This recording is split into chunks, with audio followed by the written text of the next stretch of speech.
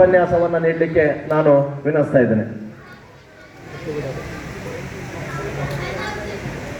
ವೇದಿಕೆ ಮೇಲೆ ಆಸೀನರಾದ ಗಣ್ಯಮಾನ್ಯರೇ ಹಾಗೂ ಉಸ್ತುವಾರಿ ಸಚಿವರೇ, ಜಿಲ್ಲಾ ಆಡಳಿತದ ಪದಾಧಿಕಾರಿಗಳೇ ಮತ್ತು ಬೇರೆ ಬೇರೆ ನಿಗಮ ಮಂಡಳಿಗಳ ಅಧ್ಯಕ್ಷರೇ, ಎಲ್ಲರಿಗೂ ವಂದಿಸುತ್ತಾ ವೇದಿಕೆಯ ಮುಂದೆ ಇರತಕ್ಕಂಥ ಎಲ್ಲ ಬಾಂಧವರಿಗೆ 287ನೇ ಶ್ರೀ ಸೇವಾಲಾಲ್ ಜಯಂತಿಯ ಶುಭಾಶಯಗಳನ್ನು ಕೋರ್ತಾ ಈ ಸುಂದರ ಸಮಾರಂಭಕ್ಕೆ ನನ್ನನ್ನು ಉಪನ್ಯಾಸಕರಾಗಿ ಆಯ್ಕೆ ಮಾಡಿದ್ದಕ್ಕೆ ಜಿಲ್ಲಾ ಪ್ರಾಧಿಕಾರಕ್ಕೆ ನಾನು ಋಣಿಯಾಗಿದ್ದೇನೆ.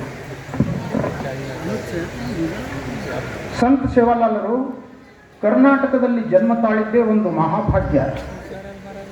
ಅನೇಕ ರಾಜ್ಯಗಳನ್ನು ಸುತ್ತುತ್ತಾ ಅನೇಕ ಸ್ಥಳಗಳಲ್ಲಿ ತಮ್ಮ ವಸತಿಯನ್ನು ಮಾಡುತ್ತಾ ಬಂಜಾರ ಜನಾಂಗವನ್ನು ಒಗ್ಗೂಡಿಸಿದ ಮತ್ತು ಏಷ್ಯಾ ಖಂಡದ ಧಾರ್ಮಿಕ ರಾಯಭಾರಿಯಾದಂಥ ಸೇವಾಲಾಲ್ ದೊಡ್ಡ ಕೊಡುಗೆ ಇದೆ.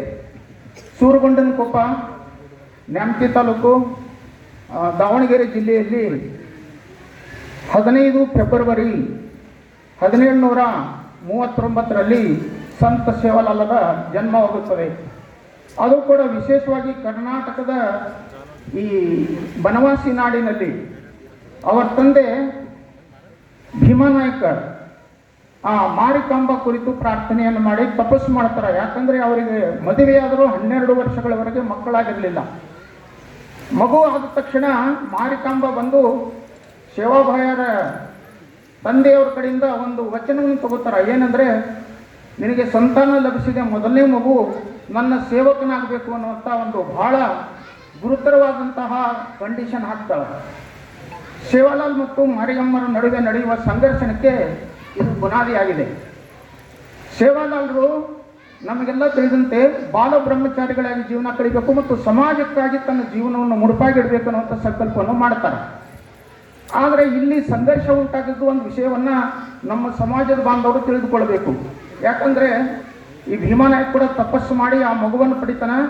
ಆದರೆ ಈ ನಮ್ಮ ಸಂತ ಪರಂಪರೆಯಲ್ಲಿ 7 ಜನ ಮಹಾಪುರುಷರು ಮಾರಿ ದೇವತೆಯ ಭಕ್ತರಾಗಿರ್ತಾರೆ. ಎಲ್ಲರೂ ಕೂಡ ಮಾರಿ ಜೊತೆಗೆ ಸೇವೆ ಮಾಡ್ತಾರೆ, ಏನೂ ಪ್ರಶ್ನೆಗಳನ್ನು ಮಾಡೋದಿಲ್ಲ. ಆದರೆ 17ನೇ ಶತಮಾನದಲ್ಲಿ ಮೂಡಿಬಂದಂತಹ ಸೇವಾಲಾಲರಿಗೂ ಮತ್ತು ಮಾರಿಯಮ್ಮನಿಗೂ ಸಂಘರ್ಷ ಪ್ರಾರಂಭ ಆಗ್ತದೆ. ಆ ಸಂಘರ್ಷ ಏನು ಅಂತ ಹೇಳಿದರೆ, ನಾನು ಬ್ರಹ್ಮಚಾರಿಯಾಗಿ ನನ್ನ ಸಮಾಜದ ಸೇವೆಯನ್ನು ಮಾಡಲಿಕ್ಕೆ ನಾನು ಬ್ರಹ್ಮಚಾರಿ ಆಗ್ತೇನೆ, ನನಗೆ ಕುಟುಂಬ ವ್ಯವಸ್ಥೆಯ ಮೋಹ ಬೇಡ ಅಂತ ಅವರು ಬ್ರಹ್ಮಚಾರಿ ಮತ್ತು ಅಹಿಂಸಾ ವ್ರತವನ್ನು ಕೈಗೊಳ್ತಾರೆ. ಇದು ಒಂದು ಬುಡಕಟ್ಟ ಜನಾಂಗದಲ್ಲಿ ಇಂಥ ಒಂದು ಈ ಮೇನ್ ಸ್ಟ್ರೀಮಿನ ತತ್ವಗಳು ಬಂದಿದ್ದು ಬಹಳ ಅದ್ಭುತವಾದಂಥ ಒಂದು ಐತಿಹಾಸಿಕ ಸತ್ಯ. ನಮಗೆ ಗೊತ್ತಿದೆ, ಗ್ರೀಕ್ ದೇಶದ ಫಿಲಾಸಫರ್ ಆದಂತಹ ಈ ಪ್ಲೇಟೋ ರಾಜಕೀಯದಲ್ಲಿ ಅಥವಾ ಸಮಾಜದಲ್ಲಿ ಸೇವೆ ಮಾಡುವವರು ಮದುವೆ ಆಗುವಂಗಿಲ್ಲ. ಯಾಕಂದರೆ ಮದುವೆ ಆದರೆ ಅವರು ಸ್ವಾರ್ಥದಿಂದ ಪ್ರೇರಿತರಾಗಿ ನನಗೆ, ನನ್ನ ಕುಟುಂಬಕ್ಕೆ, ನನ್ನ ತಂದೆ ತಾಯಿಗಳಿಗೆ, ನನ್ನ ಬಂಧು ಬಳಗಗಳಿಗೆ ನಾನು ಸೇವೆ ಮಾಡಬೇಕು ಅನ್ನುವಂಥ ಯಾವ ವ್ಯಾಮೋಹಗಳು ಕೂಡ ಬರಬಾರ್ದು. ಅಂಥ ಒಂದು ಜಾಗತಿಕ ಮಟ್ಟದ ಒಂದು ವಿಷಯವನ್ನು ಸೇವಾಲಾಲರು ಒಂದು ಸಂಕಲ್ಪ ಮಾಡಿ ಸ್ವೀಕಾರ ಮಾಡ್ತಾರೆ. ಇಲ್ಲಿ ನಾನು ಒಂದು ಸಣ್ಣ ವಿಷಯವನ್ನು ಪ್ರಸ್ತಾಪ ಮಾಡ್ತೀನಿ. ಕರ್ನಾಟಕದಲ್ಲಿ ಸೇವಾಲಾಲರ ಪೂರ್ವಜರು 3 ಶತಮಾನಗಳಿಂದ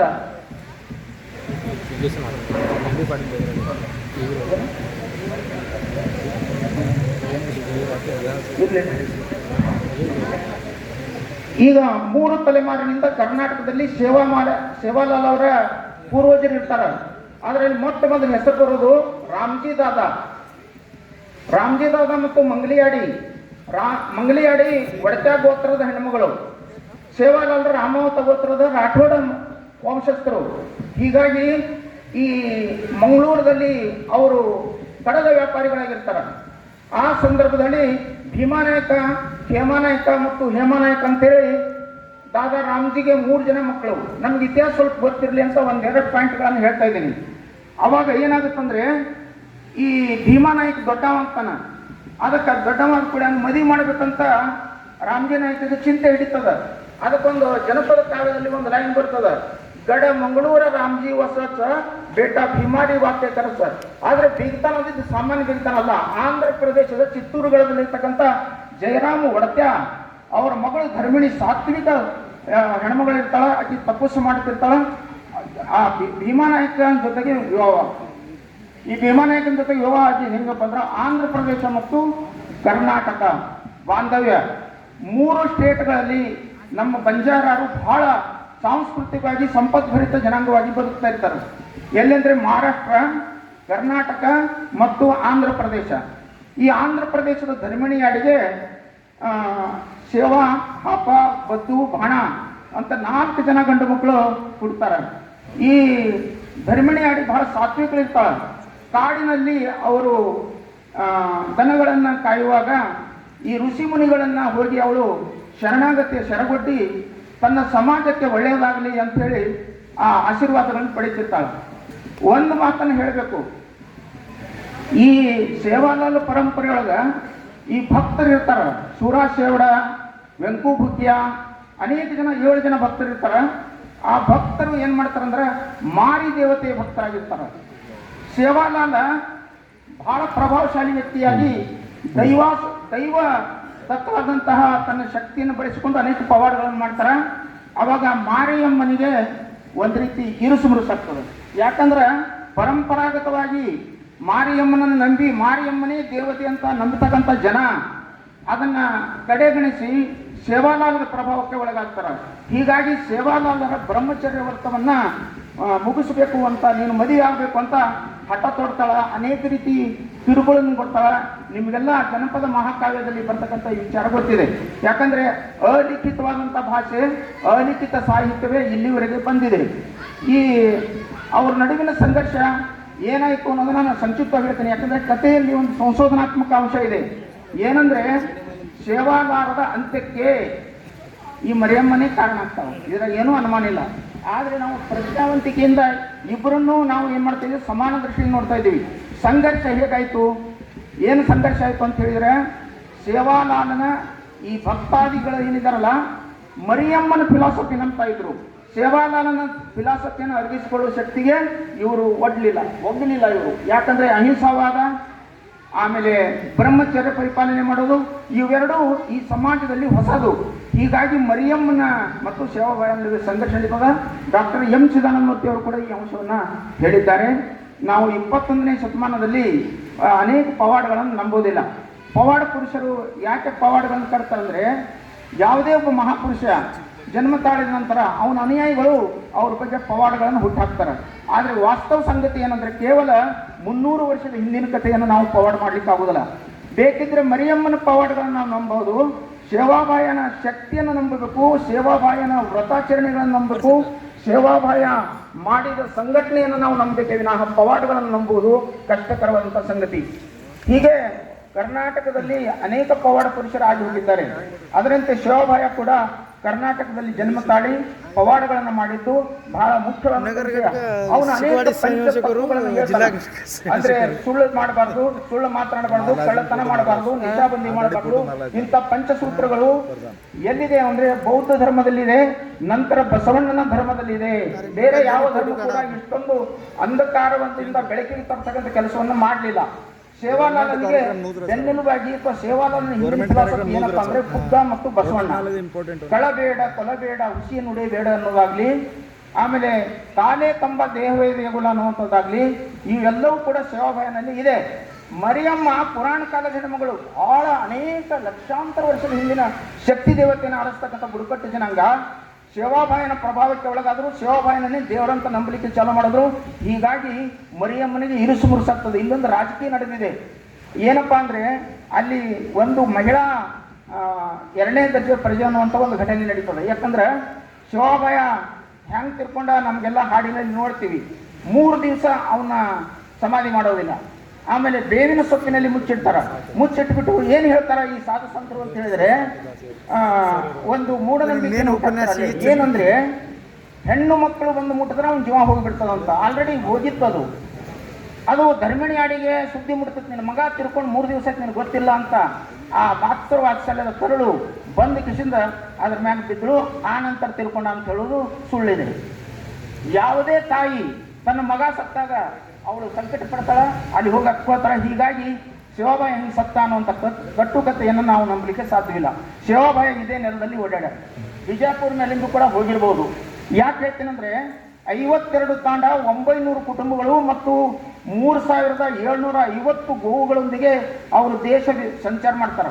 ದೆಹಲಿ, ಲಾಹೋರ, ಆಂಧ್ರ ಪ್ರದೇಶ, ಕರ್ನಾಟಕ, ಮಹಾರಾಷ್ಟ್ರ ಎಲ್ಲವನ್ನ 17 ಬಾರಿ ಸುತ್ತ ಹಾಕ್ಯಾರ ಅವರು. ನೀವು ಇತಿಹಾಸವನ್ನು ನೋಡ್ರಿ, 17 ಸಲ ಮಾಡಿ ಈ ಜನಾಂಗವನ್ನು ಒಗ್ಗೂಡಿಸ್ತಕ್ಕಂಥದ್ದು ಮತ್ತು ಜನಾಂಗದ ತತ್ವಗಳು ಮತ್ತು ಸಂಸ್ಕೃತಿಯನ್ನು ಉಳಿಸಲಿಕ್ಕೆ ಪ್ರಯತ್ನ ಮಾಡಿದ. ಈ ಒಂದು ಮಾತಿದೆ ನಮ್ಮಲ್ಲಿ, ಏನಂದ್ರೆ ಗೋರೂರ್ ಗೋರ್ವಟ್ ರಾಜ್ಲಾಯರು. ಏನದರ ಅರ್ಥ? ಅದರ ಅರ್ಥ ರಾಜಕೀಯ ಮಾಡಿ ಮಿನಿಸ್ಟರ್ ಆಗೋದಲ್ಲ. ಅದು ಅರ್ಥ ಮಾಡಕ್ಕೋಬೇಕು ನಾವು. ನೀವು ಎಷ್ಟು ಸರಿ ಆದರೂ ವಿಚಾರ ಮಾಡ್ರಿ. ಗೋರೂರ್ ಗೋರ್ವಟ್ ರಾಜ್ಯ ಅಂದ್ರೆ ನನ್ನ ಪ್ರಕಾರ ಗೋರು ಅಂದ್ರೆ ಬಂಜಾರಗಳ ರೀತಿ ರಿವಾಜುಗಳನ್ನ, ಅವರ ಸಂಸ್ಕೃತಿಯನ್ನ, ಅವರ ಭಾಷೆಯನ್ನ, ಅವರ ಪದ್ಧತಿಯನ್ನು ಉಳಿಸುವುದೇ ಗೋರ್ವಟ್ ರಾಜ್ಯ. ಇವತ್ತೆಲ್ಲಿ ಉಳಿತಾ ಇದೆ? ನಗರಗಳಲ್ಲಿ ಸೇರಿ ಸ್ಥಳೀಯ ಸಂಸ್ಕೃತಿ ನಾಶವಾಗ್ತಾ ಇದೆ. ಈ ಜನಾಂಗದ ರೇಸ್ ಪ್ಯೂರಿಟಿ ಹೋಗ್ತಾ ಇದೆ. ಅಂತರ್ಜಾತಿ ವಿವಾಹ ಮತ್ತು ಮತಾಂತರಗೊಳ್ತಾ ಇದ್ದಾರೆ. ಇಸ್ಲಾಂ ಧರ್ಮಕ್ಕೆ, ಕ್ರೈಸ್ತ ಧರ್ಮಕ್ಕೆ ಮತ್ತೆ ಅನೇಕ ಧರ್ಮಗಳಿಗೆ ಇವರು ಮತಾಂತರಗೊಂಡಾಗ ಜನಸಂಖ್ಯೆಗೆ ದೊಡ್ಡ ಪೆಟ್ಟಾಗ್ತದೆ. ಯಾಕಂದ್ರೆ ಅವರು ತಮ್ಮ ಸಂಸ್ಕೃತಿಯನ್ನು ಕಳ್ಕೊತಾರ, ತಮ್ಮ ಬಲವನ್ನು ಕಳ್ಕೊತಾರ. ಅವರು ಆ ಕಡೆನೂ ಇಲ್ಲ ಈ ಕಡೆನೂ ಇಲ್ಲ ಅನ್ನುವಂಥದ್ದಾಗ್ತದೆ. ಮತಾಂತರಗೊಂಡಿರೋದಕ್ಕೆ ಸಾಕಷ್ಟು ಉದಾಹರಣೆ ಇದೆ. ಲತೀಶಾ ಬಂಜಾರ, ಗೋರಾ ಬಾದಲ್ ಹೆಸರೇ ಸೂಚಿಸ್ತಾವ. ಅಂಕಿತ ನಾಮಗಳು ಅವು ಜಾತಿ ಸೂಚಕ ಮತ್ತು ವಂಶ ಸೂಚಕವಾಗಿರ್ತಾವ. ಗೋರಾ ಬಾದಲ್, ಲತೀಶಾ ಬಂಜಾರ ಇವರೆಲ್ಲರೂ ಕೂಡ ಮತಾಂತರಗೊಂಡಿರ್ತಕ್ಕಂಥ ಜನ. ನಾವು ನಮ್ಮವ್ರು ಅಂತ ಹೇಳ್ತೀವಿ, ಅವ್ರು ನಮಗೆ ನಮ್ಮವರಾಗ್ರಿ ಅಂತ ಕರೀತಾ ಇದ್ದಾರೆ. ಇದು ಒಂದು ದೊಡ್ಡ ಸಮಸ್ಯೆ ಇದೆ, ಮತಾಂತರ ಅನ್ನುವಂಥದ್ದು. ಈ ಅಂತರ್ಜಾತಿ ವಿವಾಹ ಕೂಡ ನಮ್ಮ ಜನಾಂಗದ ನಾಶಕ್ಕೆ ಕಾರಣ ಆಗ್ತದೆ. ಯಾಕಂದ್ರೆ ಈ ಬುಡಕಟ್ಟು ಜನಾಂಗ ಊರುಗಳಿಂದ ಹೊರಗೆ ಇರಬೇಕು ಅಂತ ಶಿವಾಬಾಯಿ ಅವರು ನಿರ್ದೇಶನ ಮಾಡಿದ್ದಾರೆ. ಯಾಕಂದ್ರೆ ಅಲ್ಲಿ ಜನಾಂಗದ ರೇಸ್ ಪ್ಯೂರಿಟಿ ಕೈಗೊಳ್ಳಕ್ಕೆ ಸಾಧ್ಯ ಇದೆ. ಇಲ್ದಿದ್ರೆ ನಗರಗಳಲ್ಲಿ ನಾವು ಪ್ರವೇಶ ಮಾಡಿ ಇರುವುದು ಅನಿವಾರ್ಯ ಇದೆ. ಆದರೂ ಕೂಡ ಇವತ್ತು ನಾವು ಸ್ಥಳೀಯ ಸಂಸ್ಕೃತಿಯನ್ನ, ಸ್ಥಳೀಯ ಭಾಷೆಯನ್ನ ಉಳಿಸ್ಕೋಬೇಕು. ನಾವು ಜೈ ಸೇವಾಲಾಲ್ ಅಂದ್ರೆ ಹೆಂಗೆ ಆರಾಮಿದೆಯಾ ಅಂತ ಕೇಳ್ತಾರೆ. ಎಷ್ಟು ಅವಮಾನಕರವಂತ ಸಂಗತಿ. ಜೈ ಸೇವಾಲಾಲ್ ಅಂದ್ರೆ ನಾವು ಜೈ ಸೇವಾಲಾಲ್ ಅನ್ನೋದಾದ್ರೂ ಕಲಿಬೇಕು. ಮುಂದೆ ಈ ಜನಾಂಗ ಈ ಭಾಷೆ ಸಂಸ್ಕೃತಿಯನ್ನು ಬಿಟ್ಟರೆ ಈ ಜನಾಂಗ ನಾಶವಾಗುವುದರಲ್ಲಿ ಯಾವುದೇ ಅನುಮಾನವಿಲ್ಲ. ಭಾಷೆ ನಮ್ಮನ್ನು ಒಂದುಗೂಡಿಸುತ್ತೆ. ನೋಡಿ, ಅನೇಕ ಸ್ಟೇಟ್ಗಳಲ್ಲಿ, ಅನೇಕ ರಾಜ್ಯಗಳಲ್ಲಿ ಬಂಜಾರಗಳನ್ನು ಬೇರೆ ಬೇರೆ ಹೆಸರಿನಿಂದ ಕರೀತಾರೆ. ಕೆಲವು ಸ್ಟೇಟ್ಗಳಲ್ಲಿ ಲಂಬಾಣಿ, ಕರ್ನಾಟಕದಲ್ಲಿ ಲಂಬಾಣಿ ಅಂತ ಕರೆದ್ರೆ, ಮಹಾರಾಷ್ಟ್ರದಲ್ಲಿ ಗೋರ ಬಂಜಾರ ಅಂತ ಕರೀತಾರೆ, ಹರಿಯಾಣ ಮತ್ತು ಪಂಜಾಬ್ಗಳಲ್ಲಿ ಬಾಜಿಗಾರ್ ಅಂತ ಕರೀತಾರೆ, ಅನೇಕ ದೇಶಗಳಲ್ಲಿ ಜಿಪ್ಸಿಗಳಂತ ಕರೀತಾರೆ. ಬೇರೆ ಬೇರೆ ದೇಶಗಳಲ್ಲಿ 144 ದೇಶಗಳಲ್ಲಿ ಬಂಜಾರ ಸಮಾಜ ಇದೆ. ಅವರ ಭಾಷೆ ಇವತ್ತಿಗೂ ಉಳಿಸ್ಕೊಂಡ್ ಬಂದಿದ್ದಾರೆ. ಯಾಕಂದ್ರೆ ಇದ್ರ ಬಗ್ಗೆ ಸಂಶೋಧನೆ ಮಾಡಿದಂಥ ಪಂಜಾಬ್ನ ಬೌದ್ಧ ಭಿಕ್ಷು ಚಮನ್ ಲಾಲ್ ಅವರೊಂದು ಪುಸ್ತಕ ಬರೆದಾರ. ಏನು ಪುಸ್ತಕಪ್ಪ ಅಂದ್ರೆ ನೆಹರೂರವರ ಕಾಲಕ್ಕೆ, ನೆಹರು ಅವರು ಮುನ್ನುಡಿ ಇದೆ ಅದಕ್ಕೆ. ಅವರು ಬೇರೆ ಬೇರೆ ರಾಯಭಾರಿ ಕಚೇರಿಗಳಿಗೆ ಇವರು ಸ್ಟಡಿ ಹೋದಾಗ ಹೆಲ್ಪ್ ಮಾಡಿರ್ತಾರೆ. ನೆಹರು ಅವರಿಗೆ ಅರ್ಪಣೆ ಮಾಡಿರೋ ಪುಸ್ತಕನ ಜಿಪ್ಸೀಸ್ ಫಾರ್ಗಾಟನ್ ಚಿಲ್ಡ್ರನ್ ಆಫ್ ಇಂಡಿಯಾ. ಇಡೀ ಜಾಗತಿಕ ಮಟ್ಟದಲ್ಲಿ ನಾವು 20 ಕೋಟಿ ಜನ ಇದ್ದೀವಿ. ಭಾರತ ದೇಶದಲ್ಲಿ 10 ಕೋಟಿ ಜನ ಇದ್ದೀವಿ. ಕರ್ನಾಟಕದಲ್ಲಿ 50 ಲಕ್ಷ ಜನ ಇದ್ದಾರೆ. ಆದರೆ ಸರ್ವೆ ಅದು ಸರಿಯಾಗಿ ಆಗ್ತಾ ಇಲ್ಲ ಅನ್ನೋದು ನಿಮ್ಮೆಲ್ಲರಿಗೂ ಗೊತ್ತಿದೆ. ಈಗ ಪದೇ ಪದೇ ರಾಜ್ಯ ಸರ್ಕಾರ ಮತ್ತು ಕೇಂದ್ರ ಸರ್ಕಾರಗಳು ಎರಡೂ ಕೂಡ ಮಾಡ್ತಾ ಇದ್ದಾವೆ ಪ್ರಯತ್ನ. ತಮ್ಮಟ್ಟಿಗೆ ಸುಪ್ರೀಂ ಕೋರ್ಟಿನ ನಿರ್ದೇಶನ ಮೇರೆಗೆ ಅವರು ಜಾತಿ ಜನಗಣತಿಯನ್ನು ಮಾಡ್ತಾ ಇದ್ದಾರೆ. ಇದು ಸರಿಯಾಗಿ ಆಗಬೇಕು ಅನ್ನೋದು ನನ್ನ ಕಳಕಳಿಯ ಒಂದು ವಿನಂತಿ. ಇಲ್ಲಿ ಮಾನ್ಯ ಸಚಿವರಿದ್ದಾರೆ, ಅವರು ಬಹಳ ಪ್ರಭಾವಿ ರಾಜಕಾರಣಿಗಳು ಹೌದು ಮತ್ತು ಕ್ಯಾಬಿನೆಟ್ ದರ್ಜೆಯನ್ನು ಹಲವಾರು ಸಾರಿ ಮಾಡಿದ್ದಾರೆ. ಈ ಜನಾಂಗದ ಭಾಷೆಯನ್ನು 8ನೇ ಶೆಡ್ಯೂಲ್ನಲ್ಲಿ ಸೇರಿಸ್ತಕ್ಕಂಥ ಪ್ರಯತ್ನವನ್ನು ತಾವು ಮಾಡಬೇಕಂತ ಈ ವೇದಿಕೆ ಮೂಲಕ ನಾನು ತಿಳ್ಕೊಳ್ತಾ ಇದ್ದೀನಿ. ಅದೇ ರೀತಿ ನಾವು ಬಹಳಷ್ಟು ಮಾಡಬೇಕಾದಂಥ ಕೆಲಸ ಏನು ಅಂತಂತಂದರೆ, ನಾವು ಒಗ್ಗಟ್ಟಿನಿಂದ ನಮ್ಮ ಸಂಸ್ಕೃತಿಯನ್ನು ಕಾಪಾಡಲಿಕ್ಕೆ ಸಾಧ್ಯವಿದೆ. ಇಲ್ದಿದ್ರೆ ಸಾಧ್ಯ ಆಗುವುದಿಲ್ಲ. ನೋಡ್ರಿ, ಕೊಂಕಣಿ ಅಂತ ಭಾಷೆ 20 ಶೆಡ್ಯೂಲ್ನಲ್ಲಿ ಸೇರಿದೆ. 8ನೇ ಅನುಚ್ಛೇದದಲ್ಲಿ ಸೇರಿಸಿ ಅದಕ್ಕೆ ಮಾನ್ಯತೆಯನ್ನು ಕೊಟ್ಟಿದ್ದಾರೆ. ಅದಕ್ಕಿಂತ ಹೆಚ್ಚು ಜನಸಂಖ್ಯೆ ಇರ್ತಕ್ಕಂಥ ನಮ್ಮ ಬಂಜಾರ ಭಾಷೆ ಸಂವಿಧಾನದ 8ನೇ ಪರಿಚ್ಛೇದದಲ್ಲಿ ಸೇರಿಸಬೇಕು ಅಂಥೇಳಿ ನನ್ನದು ಒತ್ತಾಯ ಇದೆ. ಸೇವಾಭಾಯ ಎಷ್ಟು ಹೇಳಿದ್ರು ಕಡಿಮೆನೇ. ಶಿವಾಭಾಯ ಬ್ರಹ್ಮಚಾರಿ ಮಾಡ್ತಾನೆ, ಆಕೆ ಮದುವೆ ಆಗಕ್ಕೆ ಹೇಳ್ತಾಳ. ಅದಕ್ಕೆ ಶಿವಾಭಾಯ ಒಂದು ಆನ್ಸರ್ ಇದು ಮಾಡ್ತಾನೆ, ಒಂದು ಸವಾಲನ್ನು ಮಾಡ್ತಾರೆ. ನನಗೆ ಭಾಯ ಅಂತಾರೆ. ಭಾಯ ಅಂದ್ರೆ ಸೋದರ, ಹಿರಿಯ ಅಣ್ಣ. ಎಲ್ಲರೂ ಹೆಣ್ಮಕ್ಕಳು ಕೋರ ಗೋರ ಕತ್ತಮ್ಮನ ಭಾಯ ಮ ಕೇತಿ ಕರು ದೇವಿ ವಾಯ. ಇದು ಎಲ್ಲರಿಗೂ ಗೊತ್ತಿದೆ ನಿಮಗೆ. ಯಾಕೆ ಅಂತ ಹೇಳಿದ್ರೆ, ನನಗೆಲ್ಲರೂ ಸೋದರಿಗೆ ಆಗ್ತಾರೆ, ತಾಯಿಯಂದಿರಾಗ್ತಾರೆ, ಯಾರಿಗೆ ಮದುವೆ ಆಗಲಿ. ಇದು ಬ್ರಹ್ಮಚರ್ಯವನ್ನು ಕಟ್ಟಾಗಿ ಪಾಲಿಸಿದ್ರಿಂದ ಅವರಿಗೆ ಯಾವ ವ್ಯಾಮೋಹಗಳು ಇರಲಿಲ್ಲ. ಸಮಾಜದ ವ್ಯಾಮೋಹ ಇತ್ತು. ತನ್ನ ಮಕ್ಕಳು ತನ್ನ ಮಡದಿಗೆ ಕುದಿದಿನಾದರೆ ತಲೆದಂಡ ಅಂತ ಬಸವಣ್ಣನವರು ಹೇಳಿದ್ದಾರೆ. ಯಾಕಂದ್ರೆ ಬಸವಣ್ಣನವರಿಗೆ ಆ ಪರಿಕಲ್ಪನೆ ಇತ್ತು. ಏನಂದರೆ ನನ್ನ ಮಡದಿಗೆ, ನನ್ನ ಮಕ್ಕಳಿಗೆ, ನನ್ನ ಕುಟುಂಬಕ್ಕೆ ನಾನು ಕುದಿದೆನಾದರೆ ತಲೆದಂಡ ಕೂಡಲ ಸಂಗಮ ದೇವ ಅಂತ ಹೇಳ್ತಾರೆ. ಆದ್ದರಿಂದ ಅಂಬೇಡ್ಕರ್ ಮತ್ತು ಈ ಗಾಂಧೀಜಿಯವರು ಬರುಕಿತ ಪೂರ್ವದಲ್ಲಿ ಇದು ಇತಿಹಾಸ ನಡೆದು ಹೋಗಿರ್ತದೆ. ಇಲ್ದಿದ್ರೆ ಅವರು ಪ್ರಭಾವಕ್ಕೆ ಒಳಗಾಗ್ತಿದ್ರು. ಇವರು ಸೇವಾಲಾಲರ ಮೇಲೆ ಪ್ರಭಾವ ಆಗಿರೋದು ಏನಪ್ಪಾ ಅಂತಂದರೆ ಕರ್ನಾಟಕದಲ್ಲಿ ಇರೋದರಿಂದ ಅವರು 12ನೇ ಶತಮಾನ ಚಳವಳಿ ಖಂಡಿತವಾಗಿ ಅವ್ರ ಮೇಲೆ ಪ್ರಭಾವ ಬೀರಿದೆ. ಲಿಂಗಾಯತ ಧರ್ಮದ ತತ್ವಗಳು ಅದಾವು, ಪಂಚ ತತ್ವಗಳಾಗಿರ್ಬೋದು, ಉಪದೇಶಗಳಾಗಿರ್ಬೋದು. ಆಮೇಲೆ ಅವ್ರು ಹೇಳ್ತಾರೆ 7ನೇ ಪೀಳಿಗೆ ನಾನು ಹುಟ್ಟು ಬರ್ತೀನಿ ಅಂತ ಹೇಳ್ತಾರೆ. 7ನೇ ಪೀಳಿಗೆ ಅಂದ್ರೆ ಎಷ್ಟು? ಸುಮಾರು 700 ವರ್ಷ, 300 ವರ್ಷ ಆಗಿದೆ. ಇನ್ನೂ ನಾವು 400 ವರ್ಷ. ಆದ್ರೆ ನನ್ನ ಪ್ರಕಾರ ಇದೊಂದು ಸಾಂಕೇತಿಕ ಸಂದೇಶ. ಇಲ್ಲಿನ ಸ್ವಾಮೀಜಿಗಳಿಗೆ ನಾನು ವಿನಂತಿ ಮಾಡ್ತೀನಿ, ಏನಂದ್ರೆ ಸೇವಾಭಾವನ ತತ್ವಗಳನ್ನು ನೀವು ಅಳಿಸ್ಕೊಂಡ್ರೆ ನೀವೇ 7ನೇ ಜನ್ಮ ಅಂತ ನಮಸ್ಕಾರ ಮಾಡ್ತೀನಿ. ಹಿಂಗೆ ಸಾಂಕೇತಿಕವಾಗಿ ನಾವು ಅರ್ಥ ಮಾಡಬೇಕೇ ವಿನಃ ಬೇರೆ ಅರ್ಥಗಳನ್ನು ನಾವು ಮಾಡಲಿಕ್ಕೆ ಇದಕ್ಕೆ ಸಾಧ್ಯವಿಲ್ಲ. ಯಾಕಂದ್ರೆ ಸೇವಾಭಾವ ಒಬ್ಬ ಐತಿಹಾಸಿಕ ಪುರುಷ. ಇಲ್ಲೇ ಸೂರಗಂಡನ ಕೊಪ್ಪದಲ್ಲಿ ಇವತ್ತು ಮತ್ತು ನಿನ್ನೆ ಮತ್ತು ಇವತ್ತು ದೊಡ್ಡ ಪ್ರಮಾಣದಲ್ಲಿ ರಾಜ್ಯ ಮಟ್ಟದಲ್ಲಿ, ರಾಷ್ಟ್ರ ಮಟ್ಟದಲ್ಲಿ ಒಂದು ಸೇವಾಭಾವ ಜಯಂತಿಯನ್ನು ಆಚರಿಸ್ತಾ ಇದ್ದಾರೆ. ಆಮೇಲೆ ನಮ್ಮ ರಾಜ್ಯ ಸರ್ಕಾರ ಕೂಡ 2018 ಸೇವಾಭಾವ ಜಯಂತಿಯನ್ನು ಸರ್ಕಾರದ ಕಾರ್ಯಕ್ರಮವಾಗಿ ಸೇವಾಭಾಯನಿಗೆ ಮತ್ತು ನಮ್ಮ ಜನಾಂಗಕ್ಕೆ ಒಂದು ಗೌರವವನ್ನು, ಪ್ರತಿಷ್ಠೆಯನ್ನು ತಂದುಕೊಟ್ಟಿದೆ.